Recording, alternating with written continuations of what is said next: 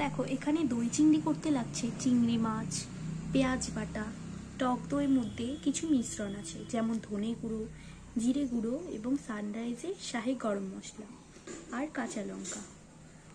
প্রথমে লবণ দিয়ে মাখিয়ে রাখা চিংড়ি মাছগুলো ভেজে নিতে হবে।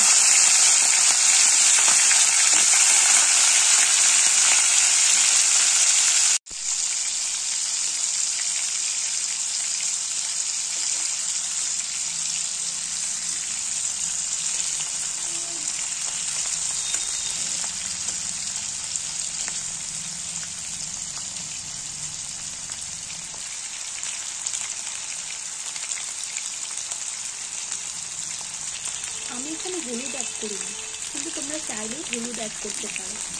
দেখো চিংড়ি মাছটা ভাজা হয়ে গেছে, এবার নামিয়ে নেব। এবার দিয়ে দেব তেজপাতা এবং গোটা গরম মশলা। এটাকে কিছুক্ষণ ভেজে নিতে হবে, কিছুক্ষণ নাড়াচাড়া করতে হবে।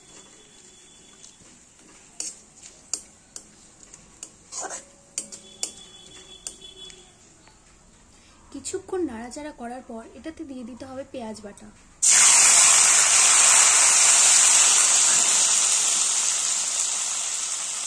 দেখো পেঁয়াজ বাটাটা কিন্তু লো ফ্লেমে ভাজতে হবে, কারণ এটা যেহেতু কালারটা অন্যরকম আসবে, সেই জন্য অল্প ভাজতে হবে আর লো ফ্লেমে। পেঁয়াজ বাটার মধ্যে দিয়ে দেব সামান্য পরিমাণ লবণ। এটা ভাজা হতে হতে আমরা দেখে নেব যে টক দইয়ের মিশ্রণটা আমরা কিভাবে করেছি। আমারটা আগে থেকেই করা ছিল তো, তাই আমি তোমাদেরকে বলে দিচ্ছি, তোমরা করে নেবে। দেখো এই টক দইয়ের মিশ্রণটা করতে গেলে প্রথমে একটা বাটিতে টক দই নিতে হবে, তারপরে ওর মধ্যে ধনে গুঁড়ো, জিরে গুঁড়ো, সানরাইজের শাহি মশলার গুঁড়ো নিয়ে ভালো করে ফেটিয়ে নিতে হবে এইভাবে, যাতে কোনো দানা দানা না থাকে। দেখো ওদিকে ওটা বলতে বলতে আমার পেঁয়াজটা কিন্তু হালকা ভাজা হয়ে গেছে। এবার এর মধ্যে দিয়ে দেবো টক দইয়ের মিশ্রণটা। এইভাবে ভেজে নিলে পেঁয়াজ বাটার যে একটা গন্ধ থাকে সেটা চলে যায়। এবার কিন্তু দিয়ে দিব টক দইয়ের মিশ্রণটা। এখানে দিয়ে দেবো স্বাদ মতো নুন।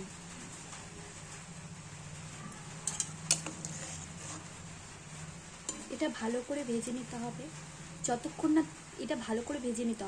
যতক্ষণ না তেল ছাড়ছে এটা থেকে।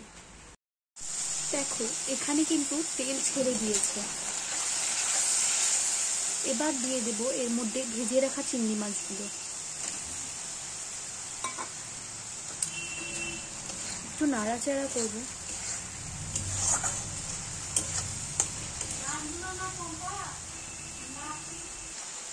এবার এর মধ্যে সামান্য পরিমাণ চিনি দিয়ে দেবো।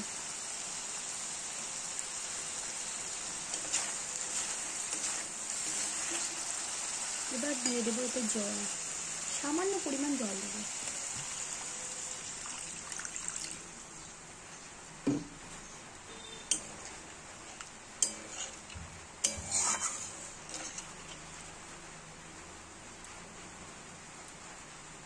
এটা ফুটে গেলেই নামিয়ে নেব। ও হ্যাঁ, এর মধ্যে দিয়ে চিরা কাঁচা লঙ্কাগুলো এবার ছড়িয়ে দেবো।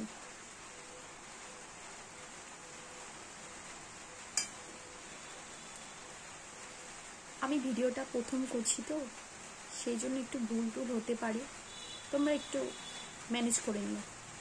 দেখো রেডি আমাদের দই চিংড়ি। দেখো এইভাবে রান্না করলে কিন্তু চিংড়ি মাছের মালাইকারিকেও হার মানায়, আর এটা গরম ভাতে খেতে অসাধারণ লাগবে। তো আজকের মতো এখানেই, আবার নতুন রেসিপি নিয়ে আমি আসবো।